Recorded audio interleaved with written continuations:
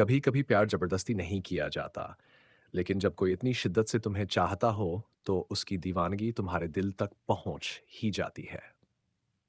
टेने हमेशा जंगकुक को एक जुनूनी इंसान के रूप में देखा था। एक ऐसा आदमी जो उसे किसी भी हालत में अपना बनाना चाहता था, चाहे जबरदस्ती ही क्यों न हो। लेकिन जैसे जैसे समय बीत रहा था, वो महसूस कर रहा था कि जंगकुक सिर्फ पागल नहीं था, वो सच में उसे बेइंतहा चाहता था। जब देखभाल में प्यार छुपा था, टे ने कई बार भागने की कोशिश की, लेकिन हर बार जंगकुक उसे पकड़ लेता। पर इस बार जंगकुक ने उसे सजा नहीं दी। इसके बजाय उसने टे के लिए खाना बनाया, उस कपड़े खुद प्रेस किए, उसके बालों को प्यार से संवारने लगा। टे चौंक जाता जब जंगकुक उसके लिए सुबह की चाय लेकर आता।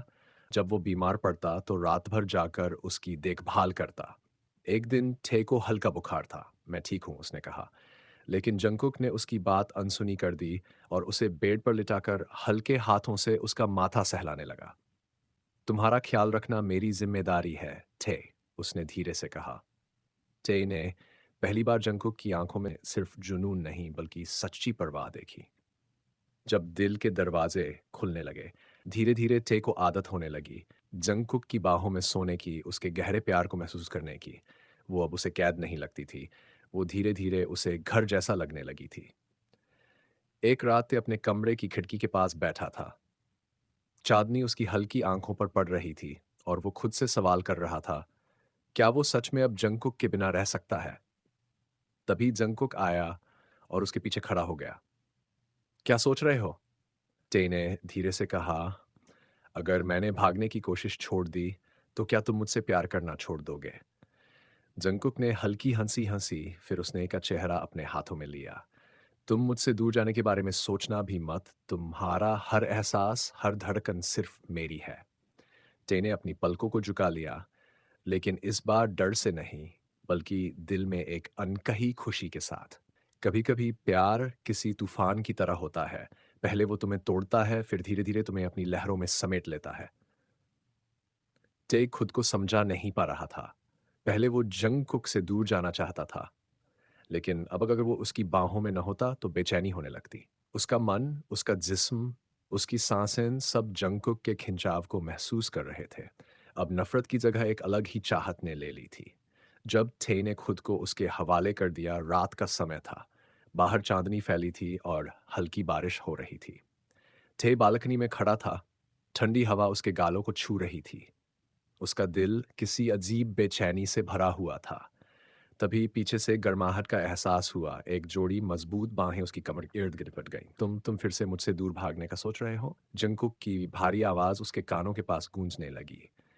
टे ने कोई जवाब नहीं दिया। उसका दिल जोर से धड़क रहा था, लेकिन इस बार डर से नहीं बल्कि किसी अनकही चाहत से। बोलो ना, टे। जंगकुक ने हल्के से उसके बालों को हटाकर उसकी गर्दन पर अपनी गर्म सांसें छोड़ी। टे की आंखें धीरे धीरे बंद होने लगी। उसने धीमे से कहा। जंगकुक ने एक हल्की मुस्कान के साथ उसे अपनी ओर घुमाया। लेकिन मैं जानता हूं। जब जंगकुक की छुअन नशा बन गई, जंगकुक ने टे की ठुड्डी को हल्के से ऊपर किया।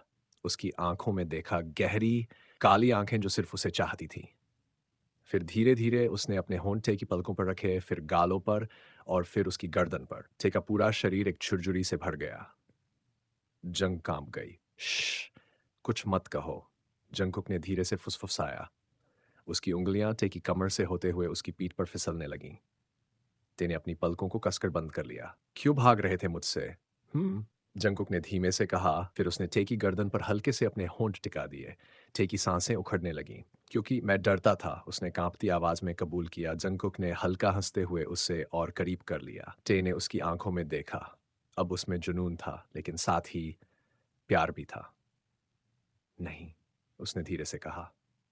जब टे ने पहली बार अपनी भावनाएं कबूल की, जंगकुक ने उसे बेड तक धकेला और खुद भी उसके ऊपर झुक गया। का दिल इतनी तेजी से धड़क रहा था कि उसे लगा कहीं वो सुन न ले। तुम अब मेरे हो थे, हमेशा के लिए, जंगकुक ने उसकी आंखों में देखते हुए कहा। टे ने पहली बार कोई विरोध नहीं किया। हाँ, मैं तुम्हारा हूं, उसने खुद भी ये कबूल कर लिया। जंगकुक ने एक चमक के साथ उसकी आंखों में देखा, फिर धीरे से उसके होंठों को अपने में समा लिया। वो पहली बार था जब टे ने खुद से जंगकुक को चूमा। और उस पल उसे एहसास हुआ, वो अब सच में इस पागलपन में खो चुका था। क्या टे का प्यार सच्चा था या फिर ये बस जंगकुक की दीवानगी का असर था? अगला भाग जल्द आ रहा है।